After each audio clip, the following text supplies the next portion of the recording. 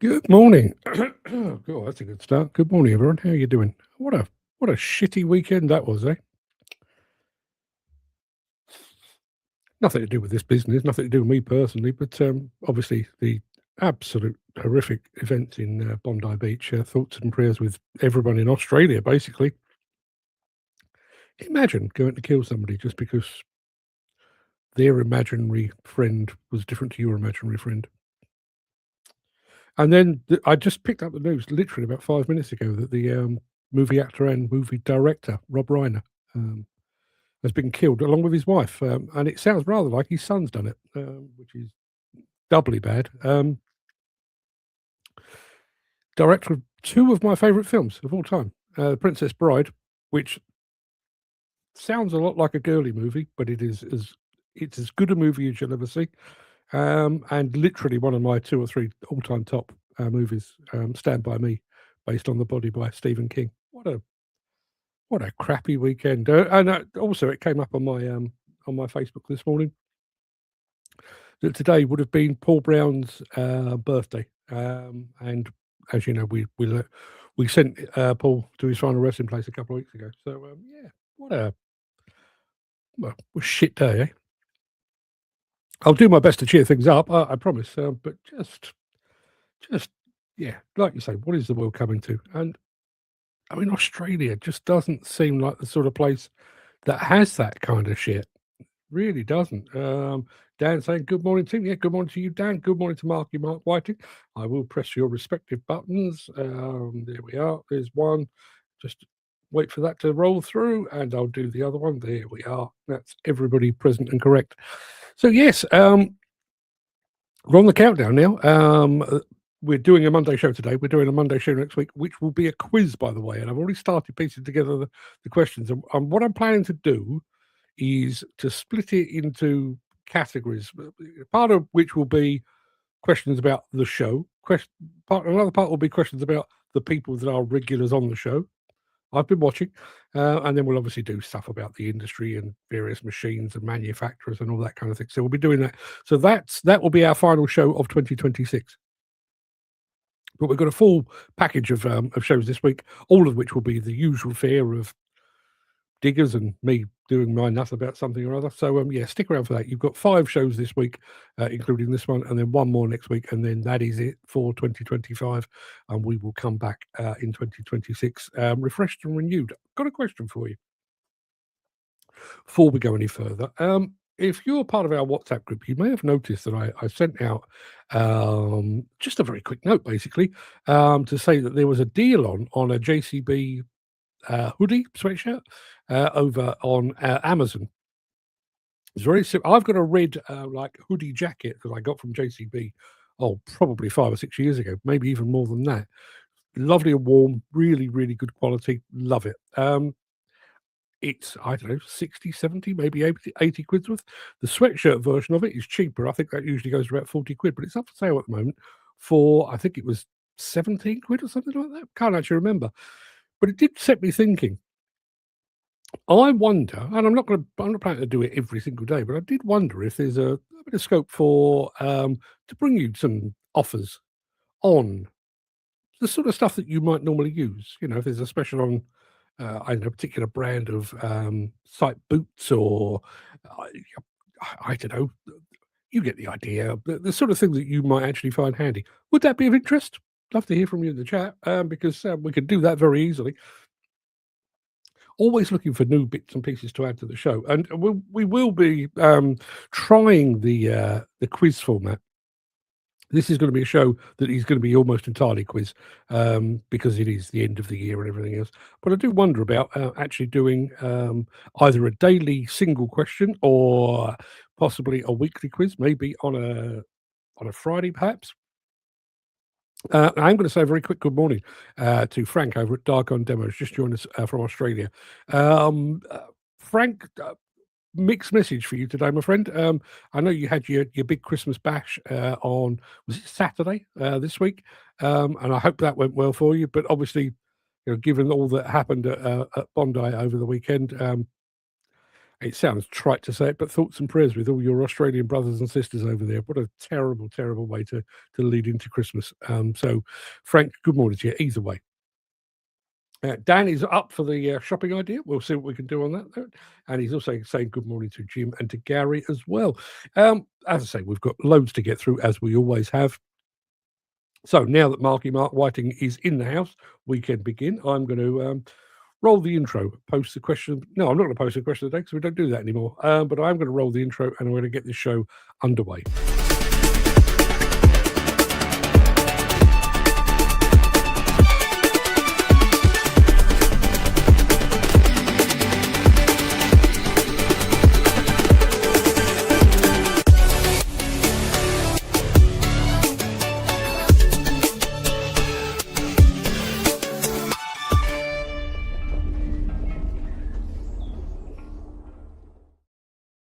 Yeah, just heard back from Frank over in Australia. Thank you. He says, very sad news for Australia. Yeah, absolutely. Australia is better than that. Mass shootings in America, I've kind of come to expect it, but not in Australia, certainly. It is Monday the 15th of December. We are rapidly running out of 2025 shows. In fact, this time next week will be our final show until 2026. So make the most of it while you can. Welcome to the Breakfast Show. I am your host, Mark Anthony, the Walrus of Demolition, the Lord High Chancellor of live streaming. In today's show, Caterpillar helps you upgrade and modernize your equipment, which I think is a very good idea. This is how you maximize your material haulage fleet. Not this, but you'll see. If you go down to the woods today, particularly if you're in Denmark, you might see some high dreamer equipment. Plus, how the Dutch are electrifying their plant training, which is a revisit to a place that I went to about this time last year, funnily enough. So looking forward to bringing you that. Plus, in today's edition of Mark's Morning Monologue, the value of experience. All of that will make sense. We'll get to that in just a moment. But first of all, we need to do just a smidgen of this.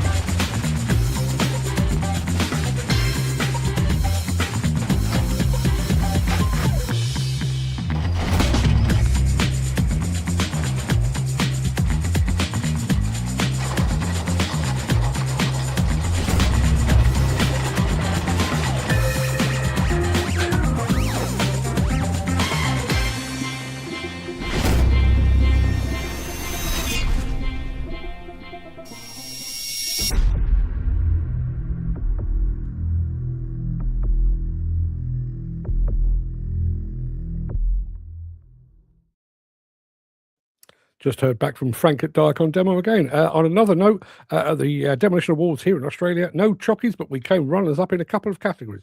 Well, congratulations to you, Frank. Top work. Send me the details of who actually won, would you? I'd be interested to find that out. I am one of the remote judges for the New Zealand Demolition Awards. Be interested to see how you guys do it down in Australia, and also see who's up for the major prizes. That's hard to come by these days. Experience, but are we valued by our experience? My contention, Dan, is that we are not, and that we should be. And I'm saying we. When I get to the morning monologue, there is a bit of me in there. I'm talking primarily about you guys who are out in the muck, amidst the muck and bullets. But I'm also talking about me. Should somebody straight out of university, school, college, who fancies themselves as a bit of a construction equipment writer, be earning the same money as me? I don't believe so, because I think I have more to offer, and I would say exactly the same about more experienced operators. But we'll get to that. Hold that thought, Dan. I'm sure you'll agree even more when we get there. So we've just had a bit of Caterpillar. We're going to have a bit more now. We've been talking quite a bit on this show over the past year, really, about this notion of hanging on to equipment for that a little bit longer.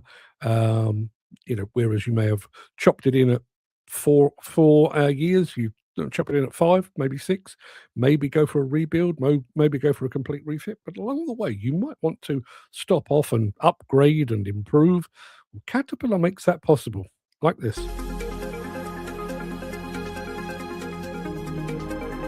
Caterpillar offers various upgrade kits for machines, many of which you can install yourself.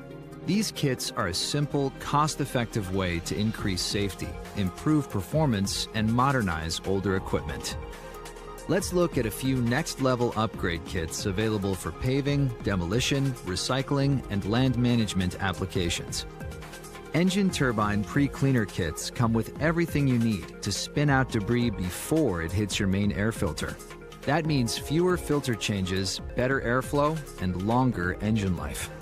The Screw to Connect Quick Disconnect Kit lets you convert push to connect quick disconnect couplings into a more secure screw to connect system. It eliminates the brittling effect from standard quick disconnects, making hydraulic connections stronger and job sites safer. And for added in-cab safety, stay prepared with an easy-to-install fire extinguisher mounting kit. Guarding protection shields vital components against demanding applications and tough terrain. Guarding protection kits include guarding for things like cabs, windows, hydraulic lines, and lights to protect against hazards like rocks or unexpected impacts. If you want new features on your older Cat machine, these 4 upgrade kits make it easy, and they're just the start of what's available. We offer a huge variety of kits to upgrade the comfort, safety, technology, and performance of all types of Cat equipment, working in all kinds of applications. Upgrades like these are designed to keep your Cat machines running longer and safer without a major investment. Ready to get started? Talk to your local Cat dealer about upgrade kits for your equipment.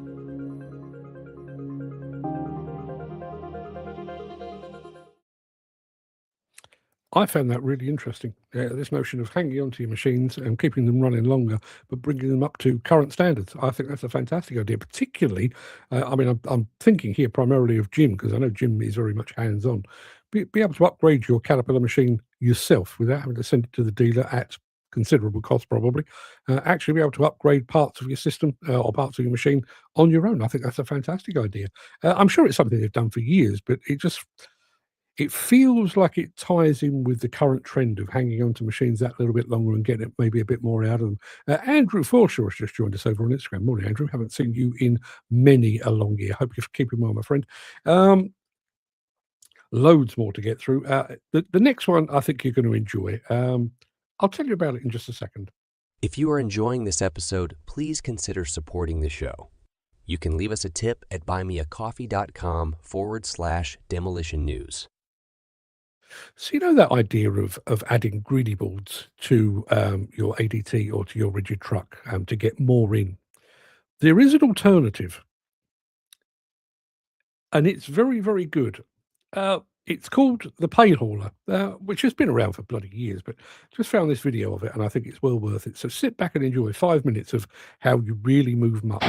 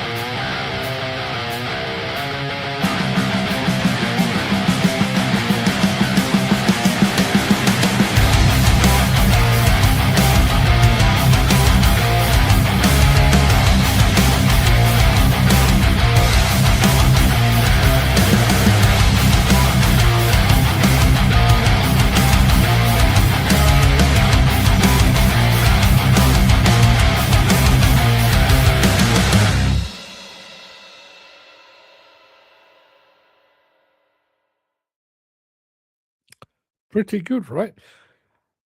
I don't know. I probably should have looked this up, but I'm assuming those trailers aren't actually powered. And if they're not powered, how much torque is that truck? Well, it's not exactly a new truck. How much torque? How much torque is that old truck laying down to move not just itself fully laden, but 2 trailers as well? Yeah. Chris Walt, yeah, good point. All the equipment looks to be at least 30 years old. It does. Old Cat D Range says, Dan.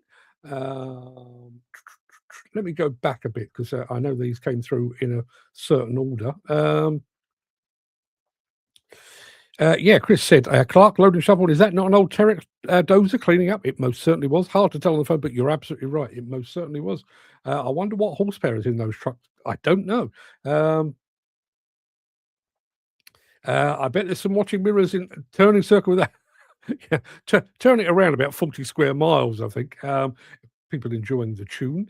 Going back to the previous video about the kits to upgrade your Caterpillar equipment, Jim says this at first. The modular way will make this so much easier. Imagine sending your machine in or done on site for a major refurb and upgrade that only takes a few days. That should be the future of environmentally savvy machines. Yeah, absolutely.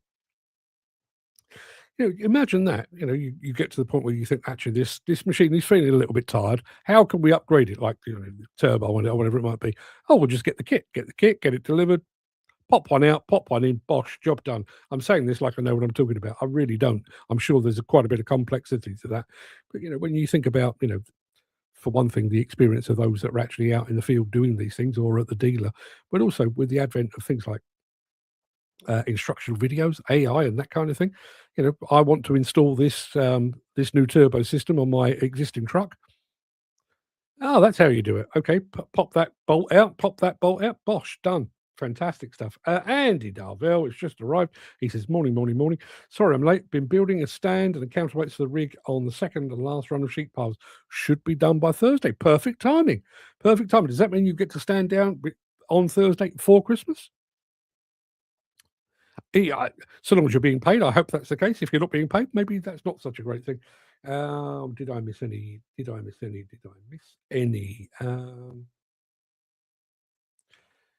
Yeah, a shovel and 2 excavators. I wonder the tonnage. Yeah, I wondered that. I mean, what was that? The truck? 60, 70, maybe 80 tons, I guess. Probably the same in each of those trailers. So literally pulling 240 tons with a 30-year-old truck. I think that's pretty damn special, that. Quite enjoyed that. We're off to the woods in a moment with Hydrema. Back after that. Since the finance bill came into effect in April, the construction industry has seen a surge of fuel thefts. The rising cost of living has placed an additional risk of theft by employees and contractors, as well as opportunistic thieves. By using diesel dye and placing warnings of its use, you are sending a clear message that this is your fuel.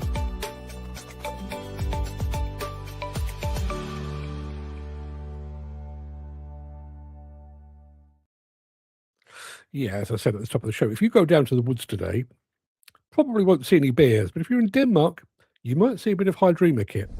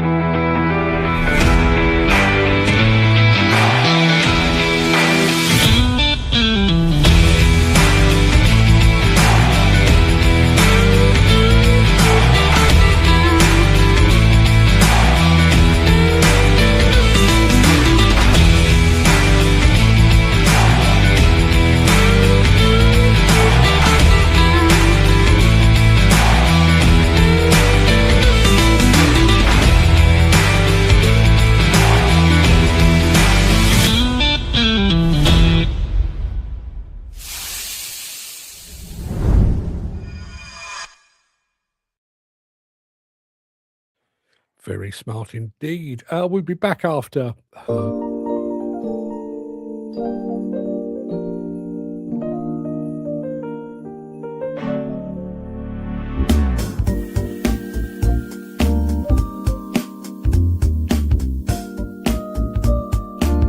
It's good to read.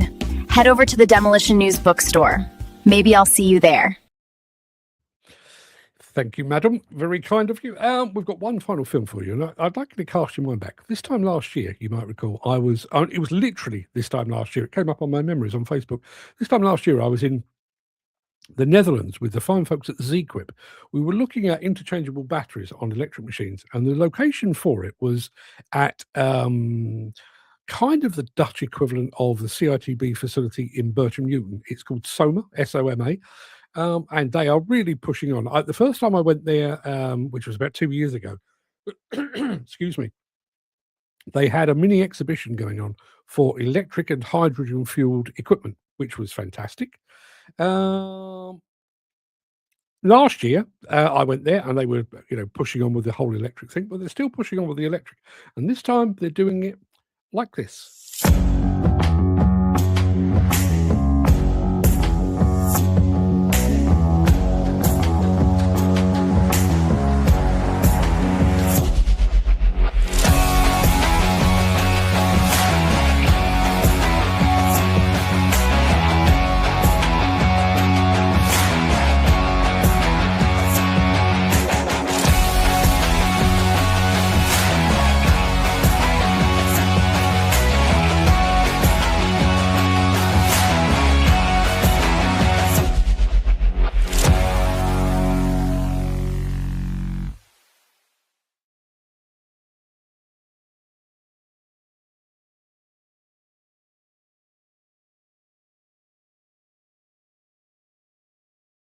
I like the electric machines, but that facility, as I say, it's much smaller than Bircham Newton, but it is an incredible place. And so many things about it struck me. I mean, they're already running hydrogen and electric equipment courses there because they are that bit further ahead. We went in out of the rain at one point, actually, and we were sat there having a cup of coffee, watching the students go by. I reckon it was half and half, male and female. And also, you might recall we actually did a video, and that school is basically, or that college is linked to a school, and those with a kind of a vocational bent to themselves, they can literally leave school at 14, 15 and hop on over to that college to pursue that kind of career. Awesome place, absolutely fantastic. What have we got here in the chat? Andy Darvell, if I buy a book, does she deliver it? See, the salesman in me should say yes, but sadly that is not the case, I'm afraid. And Dan remembers that. Yeah, we had a couple of days there back in 2024, and then we went back around about, well, as I say, it's exactly this time last year for 2025. No, 2023. Then we went 2024, and there you are. So yeah, that brings us right up to speed. So that pretty much wraps up the main part of this morning's show. I'm gonna do that thing. I'm gonna roll the outro in just a moment before leaping gazelle-like over into the morning monologue. If you can't stick around, please stay safe. Look after yourself, your family, your friends, and your colleagues. Hope to see you again very, very soon. I will be back tomorrow. But if you do have the time and the inclination, I shall return forthwith, immediately after.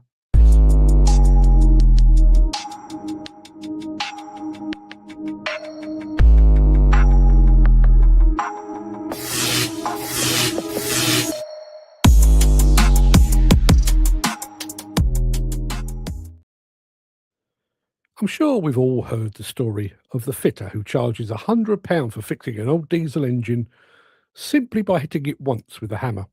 When the customer questions how a single hammer blow can cost £100, the fitter says, "Oh, it's £1 for hitting it with a hammer.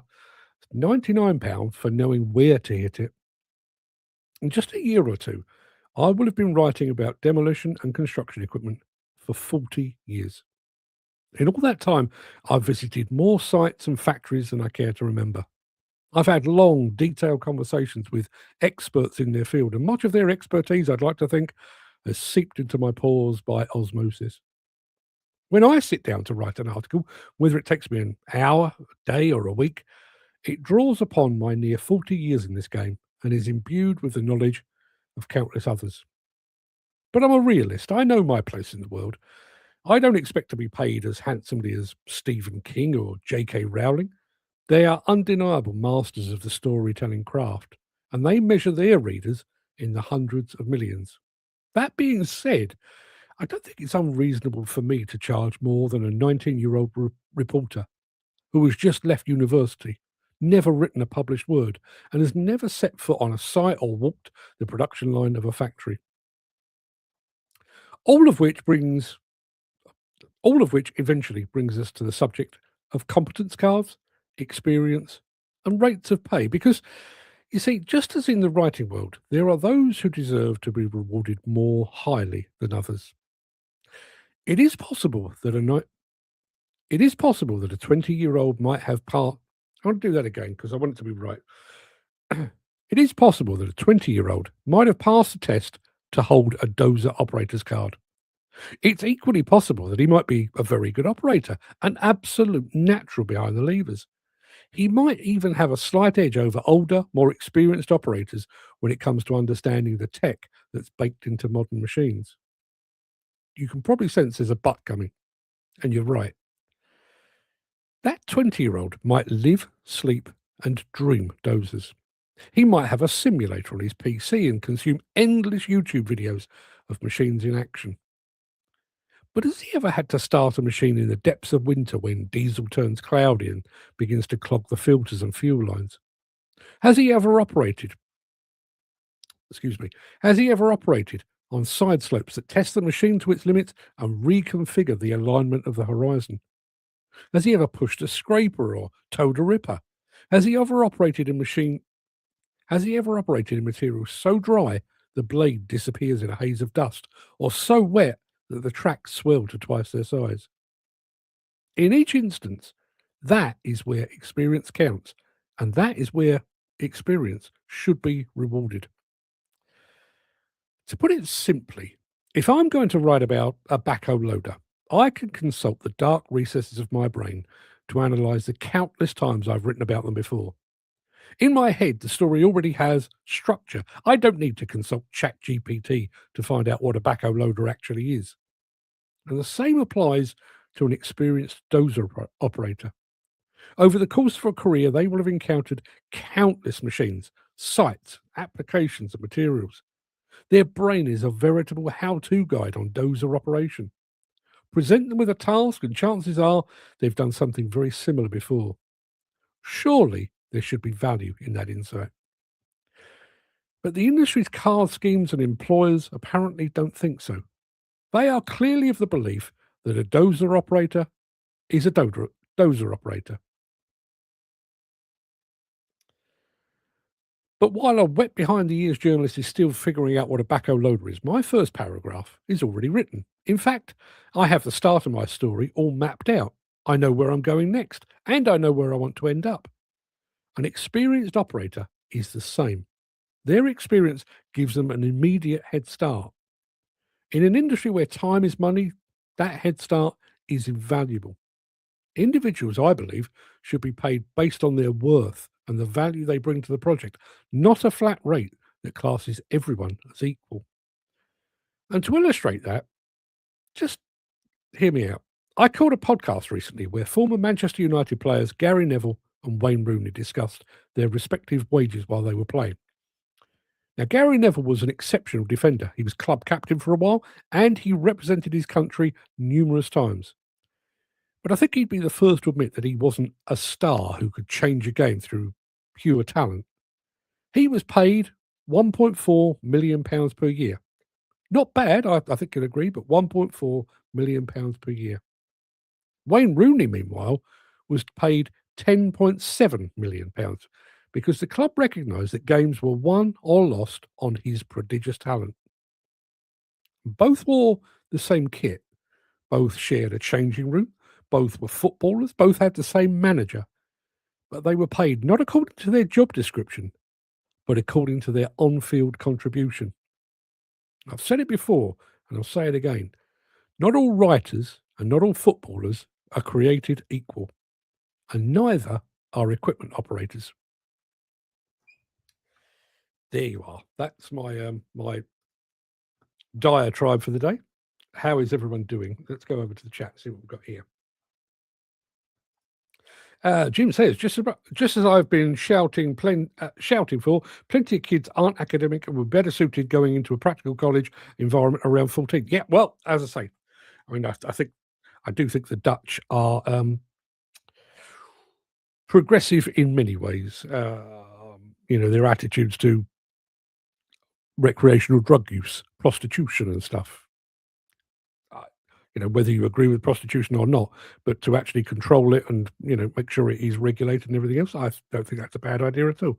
Going back to this, Chris Ford says, being a cynical sort of person, with all this battery power and high voltage, how long will it be before someone gets electrocuted or the batteries go pop? Yeah, well, I'm going to say very quickly, good morning to Peter McKenna. How are you doing, Peter? How's the health? Are you at home? Are you ready for Christmas? Those are the three questions. Going back to this, I think we've seen. I mean, I think we're all adults here, and I think we're all pretty well used to how the media works. The media, newspapers, radio, TV, has its biases, and I think one of the biases is that I'm not even sure if it's a bias within the media itself. I think it's more playing to the crowd. I think there is this notion that the crowd, or Joe Public, is somewhat cynical about electric power, hydrogen power. So whenever there's any kind of problem with it, diesel cars catch fire. Not often, but they do. Petrol cars catch fire. Not often, but they do. Electric cars catch fire. Not often, but they do. Difference is, when it's an electric car, apparently it's front page news. When it's petrol or diesel, it's not. And I think there is an agenda. And unfortunately, I think that is likely to play out in terms of electric equipment. I do sadly believe that if there were an electric battery to go pop in a mini excavator, a dumper, or whatever it might be, I think it would be this industry's equivalent of front page news. Machines have caught fire in the past, they would catch fire in the future. But I do think there is something of an agenda, which I find quite surprising because, particularly in this business, most of the press is driven by a need and a desire to keep advertisers sweet, and most of their advertisers now have electric machines. I guess that there is a disconnect. I think the biggest audience, obviously, are the people that read their magazines, assuming a few still do. So I think there is this desire to kind of placate them and undermine the rise of electric, and probably the rise of hydrogen as well. So I do think it would be treated very, very differently. But listen, it's only a matter of time. It's only a matter of time. Machines go wrong. All machines go wrong, regardless of what they're powered by. But I do think if we had a fire that was attributable to an electric machine and the battery within it, I do think there would be something of a piling on from initially the media, but then the wider industry as well. I think there'd be a lot of people keen to share that with their mates on Facebook. Whereas, if a diesel machine catches fire, well, it's a fire, isn't it? It's not a big deal. I believe that's why the industry is afoot. No one held accountable for all their actions on site. I'm not entirely sure that ties in with the monologue, but what I would say about that is I think we've pushed responsibility up generally. The extreme example, I guess, would be if there's a fatality on site, who is to blame? Well, ultimately, the person to blame is like to be the principal of the company, the CEO, the managing director, even though they may never have set foot on that actual site. But that's where the buck stops. It goes up and up and up, which I understand, and I wouldn't say I necessarily disagree with it. The problem I have with that is that we've pushed so much responsibility up that those at the bottom no longer seem to give a toss. We seem to have lost that self-reliance and self-responsibility.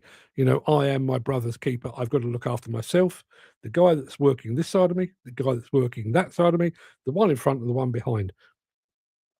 We've said it before, and I think it was Steve Williamson that started the conversation. He was working on a site where there was an open manhole. Manhole cover was there, but there was an open manhole. And he said, as an operator, he was sat in his machine and he watched people just walking past. Oh, look, there's a hole there. At no point did anyone think, "Oh, I better put that manhole cover on in case somebody falls over and hurts themselves." At no point. It's not my problem. And I do think we've lost quite a bit of that. This was precisely the point. How does a red card operator get similar wage to an experienced 10-year operator? They need to do rates in comparison to experience. Yeah. Now, I can understand the simplicity that a one-size-fits-all wage scheme brings. But it shouldn't be about simplicity. If it were down to simplicity, and I'll use an example that I know probably better than others. I'm a demolition company, and I'm just taking delivery of a brand new high reach excavator that is £750,000. So it's a proper job, £750,000, and I've got 20 operators on my payroll. I know through watching them, through speaking to them, through employing them, through paying them, through everything else, I know that operator A over there has only been driving machines for about 6 months. And I know operator Q over there has been driving machines for 30 years, been there, done that. Who am I throwing the keys to operate my new machine? It's not a random process. It's not throw it in the air and see who catches it like a bouquet after a wedding. You hand it to the person most deserving. And surely, if they are most deserving, then surely they should be the most highly rewarded, you'd think. Incidentally, and I will come back to that, I was speaking to a guy Thursday last week, and I heard one of the... You ever hear somebody say something, you think, what the hell? This guy was telling me that in the field of demolition, obviously you have things like public liability insurance, but you also insure your men and your machines. Did you know that the more highly paid your operators, the more expensive your insurance? Think about that for a second. Now, I understand, if they are the elite, if they are the Lando Norris of the demolition world, then you'd think, yes, that makes sense. They would be more valuable. But then think about it further. If they are the best paid, I think it's fairly safe to assume that they are the best. They are probably the most proficient, the most efficient, and almost certainly the most safe. And yet, if you pay your staff more highly, you will be paying more in insurance. That makes my head hurt. To my mind, that makes no sense at all. Dan says electric car fires takes thousands of litres of water or let it burn out. Fuel can be put out with much less. That is true. I mean, I don't know quite how true it is, but I was actually told that when there is a fire within an electric car, like a Tesla or something like that, the best way to resolve it is to pick it up, submerge it entirely in water for about a week. Anything less than that, and apparently it can reignite. I may have misrepresented that, but what I see as well is some people are not interested in the job, but more interested in the rates of operating a machine. But surely you should. I mean, back in the day, back in the day, when I was working for a publishing company, I started out as a reporter, just a junior reporter. Did it for about a year, and I got a pay rise. Did it for about another 6 months, and I got not only a bit more pay, but I also got a company car because I was out and about quite a bit. And then a little bit later on, I got a promotion that carried more pay and a better car and everything else. But basically, I mean, my job title largely didn't change. I went from junior reporter to reporter to reporter to reporter, all within the same magazine, all within the same structure. But I was, I was rewarded better with each passing year. We all know this is possible, particularly when you bear in mind, the way that people are paid now. I mean, back in my day, and I am that old, back in my day, somebody would have been sat there with, a manual calculator. He earns this, that's his tax, that's his national insurance. He has earned, crank the handle, he gets £45.50 or whatever it might be. All of this is done electronically now. So, to go in and tweak the system to say, Dan Cullen, everyone's on £25 an hour, he should be on 27 because we know his experience. That's not hard. It's just press a button. Maybe it needs to be accompanied with a conversation that says, Dan, this is between me and you. Don't go blabbing because everyone will want it and not everyone is deserving of it. But keep this on the low down. Is another couple of quid an hour. That's not hard, is it? Chris says the number of blue card operators that I employ that don't know how to work a stockpile when loading a crusher. Yeah. Think about that from let's just take the wages, put them over there, and then think about it from a pure efficiency standpoint. Let's say you've got a stockpile, you've got a crusher that will take a random figure. Let's say it will take 200 tons an hour, or it will process 200 tons an hour. And a lot of crushers, particularly jaw and cone crushers, they work on what they call a choke feed system. So if you load them correctly and you've got a constant feed going through, the weight of the material above is pushing material through. So there is an efficiency to it. There is a knack. I don't have it, but I've seen it and I've been told about it. So there's a knack to doing that. If you've got that knack, you are able, the crusher is able to do 200 tons an hour. Chances are you will be able to make it do 200 tons an hour. If, however, you don't know what you're doing and you're not achieving that choke feed flow, your 200 tons an hour crusher will still be burning every bit as much fuel, but you might only be getting 100 tons out of it. So surely the person that knows how to do that, let's use Chris as the example, surely the person that knows how to do that should be bunged a few quid extra because they are maximizing production. And when the young person, and they don't have to be young, they might be older but inexperienced, when they have achieved that higher level, then they should get a pay rise. It should not be a case of excavator operator earns that. Because there's no flex in that. Dan says, thinking on that, is that why some demo companies pay less for their operators? I know a few companies. He also says, never got a rise when I asked. I got was can't afford. I was told 2 weeks later you're off hired.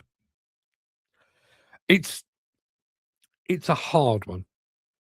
And to be perfectly honest, I mean, when I was writing that monologue, I wasn't really specifically talking about going to ask for a pay rise. I mean, I realise everybody has to do that at some point in their career. We've all been there with varying degrees of success, I would imagine.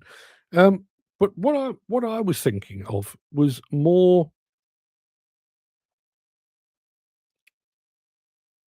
I realise employers don't like to pay over the odds, but if you've got somebody that will get that building down more safely, more efficiently, more effectively, if you've got somebody that will load that crusher to get more out of it, if you've got somebody that will dig footings faster than somebody else and more safely, if you've got somebody that will load trucks more quickly, more safely than anybody else, surely that is worthy of additional. Like I say, I mean, the reason I went for that football analogy was because it just makes perfect sense. Two guys playing for the same team, in the same kit, at the same time, at the same ground, with the same manager, same club, everything else, but one is earning 10 times more than the other. Now, 10 times, I think we'd be pushing it in this industry. But the reason that Wayne Rooney was paid as highly as he was, partly to keep him at the club, but also because Wayne Rooney was so talented that he could win a game pretty much single-handed. Gary Neville couldn't do that. In a construction or demolition team, there are people that will make that job a success, and there are those that will basically make up the numbers. The seat warmers, as we all refer to them. Surely the person that will get that project across the finish line safely, everyone goes home safely at night, they will bring that value to that job. Surely their contribution should be recognised.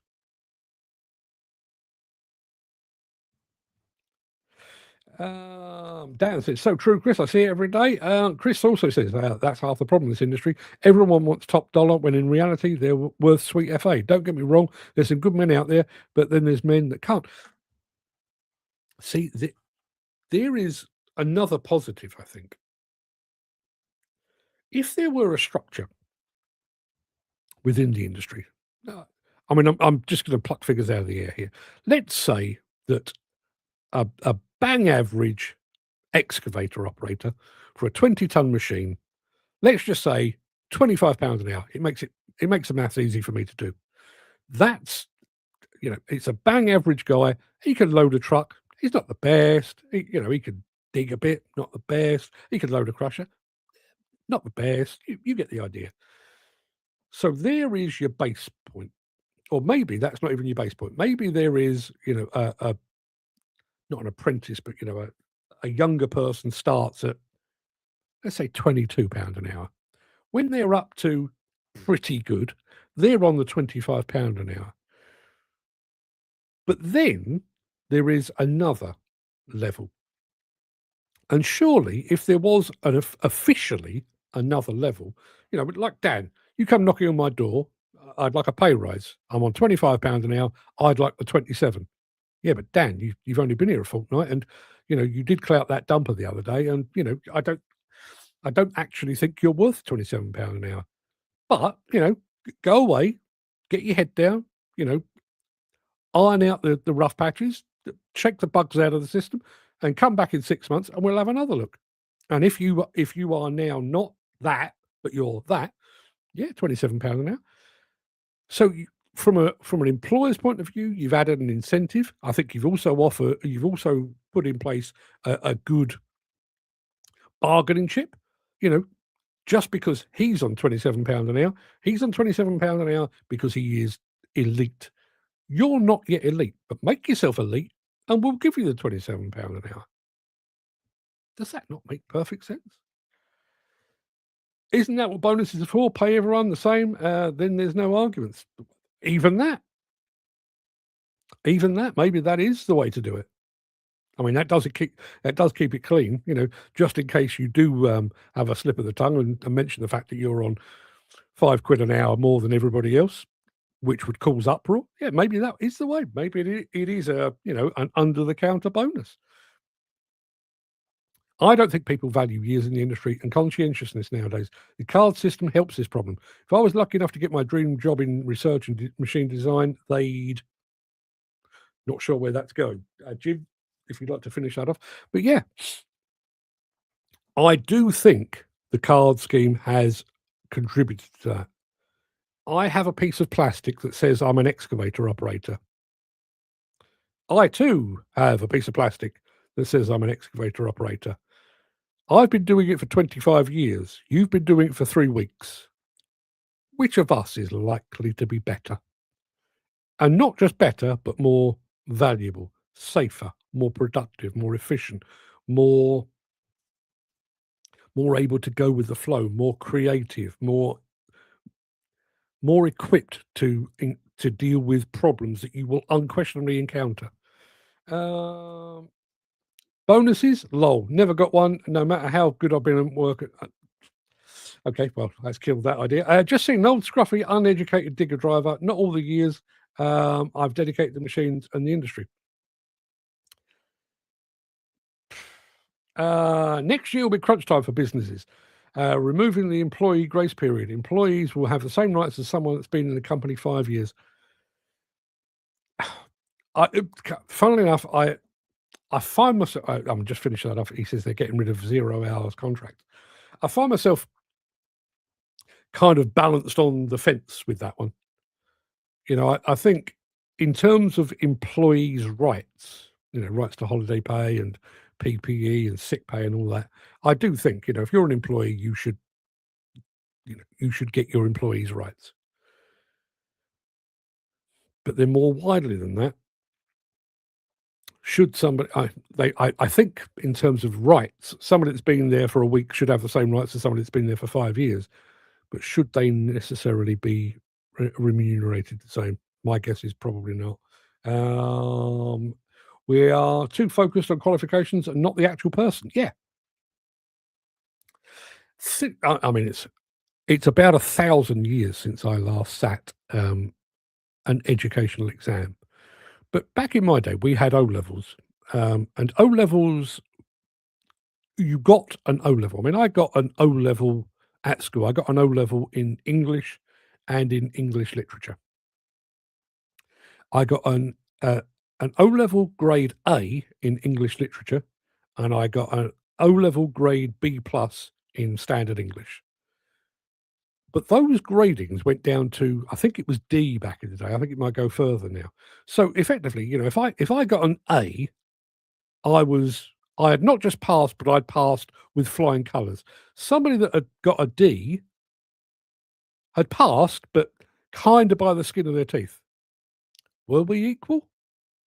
You know, if an employer were, you know, if I was going head to head with somebody out of my class, I'd got my grade A, he got a grade D, and we were applying for a job, direct head to head, and the employer is saying, we'll go with the guy that passed with flying colours, you'd think, wouldn't you? And then should that not be reflected in their pay packet? You won't just be able to take someone on a trial period when that comes in, as you'll need to follow employment law to get rid of them. Now, I wonder the impact. Fantastic point, Peter. Thank you very much indeed for making that. I wonder what impact that will have. Because I do think we have a bit of a suck it and see approach to employment in this industry sometimes. And we've said this before, you know, take on an operator, give him the once over for a couple of days. Yeah, he's not cutting it, get rid. That won't be quite so straightforward. I think when that law changes, which is next year, I think there will be, well, I think first and foremost, there will be a desire or a need, a necessity to actually analyse who you're taking on. But I also think people are going to be a lot more cautious in who they do take on. It's an interesting point. Peter also says, how about graduated licenses? Start up on a mini digger and work your way up. Yeah. Although, again, I think somebody that's on a mini excavator for a company that uses mini excavators, if he's good, or she's good and safe and proficient and efficient and helpful and clearly has experience, they're every bit as valuable as somebody on a 20-tonner, I would say. It just happened to be on a smaller machine. How will that work with agencies? It's an interesting point. I mean, I would imagine, I don't know, but I would imagine that the agencies are currently sat in a dark room somewhere trying to find the loopholes. That's the way it normally works. Chris Ford says, I can normally tell within 10 minutes whether someone will cut their mustard or make the grade. Attitude counts for a lot. Yeah. See a massive rise in agencies if this new employment rights comes in. Maybe that's the way it will go. We're going to take even more people off the books because we don't want to be tied into long-term contracts.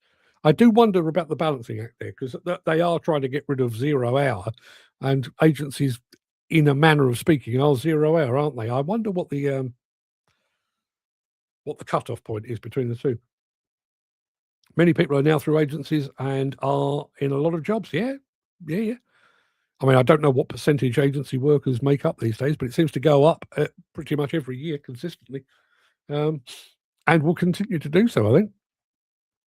Particularly, I think, when times are hard, which unquestionably I think they are at the moment, and there's no great sign of any great change next year. I think next year is going to be equally tough. I know last year was very tough. This year's been tough as well. I don't see any great change next year. Can you see anybody going out and trying to employ hundreds and hundreds of people? Because I certainly can't. Peter says, I'd be sat there with my middle finger up at you all day, Jim. Seems a little unkind. Right, people, that will do us. On just vaguely, I won't give the game away too much, but that's talking about rewarding experience. Tomorrow's morning monologue, I'm going to be talking about basically when you've just basically had a gutful of this industry. I had a long chat with somebody last week. Weird one. He commented on one of my videos and then asked my phone number. I gave him a phone number and we had a long chat. And he's basically, I think he'd done about 34, 35 years in the industry and just went, do you know what? No, I'm done. I'm off. And he's gone and he's retrained to do something else. So tomorrow's morning monologue is going to be about those kind of people, and it's going to be called Walking Away. If you'd like to join us, you certainly can. There we are. Chris says, been pulling levers for 50 years. Every day is a school day. Don't know the answer. You may not, but the chances are, like I said about, I use a very simplistic approach with mine, but the chances are if somebody presents you with a problem, you might not know precisely how to do it, but in all likelihood, you've done something pretty damn similar before. Like I say, about writing about a backhoe loader. I've written about case backhoe loaders and cat and JCB and Cooker Rover. And so if somebody says you need to write about a hoodie, all right, I've got basis for that, I also believe they're going to be cracking down on IR35s in all industries. That will be fun. Dan says, have a great Monday. Must keep an eye out for work at the moment. Well, Dan, good luck with that. Hope you get yourself sorted this side of Crimbo. But I will be back tomorrow for Get More of the Same. I hope to see you then. Till then, everybody, look after yourselves, behave yourselves, and hang on a minute. Dan says, I say that to all operators, but many say, I know all things are needed. I say, no, you don't. No, you don't. And bye, or have a good day. Thanks for joining us, Peter. Good to have you back in our midst. I'll be back tomorrow for yet more of the same. Till then, everybody, have a fine and splendid day.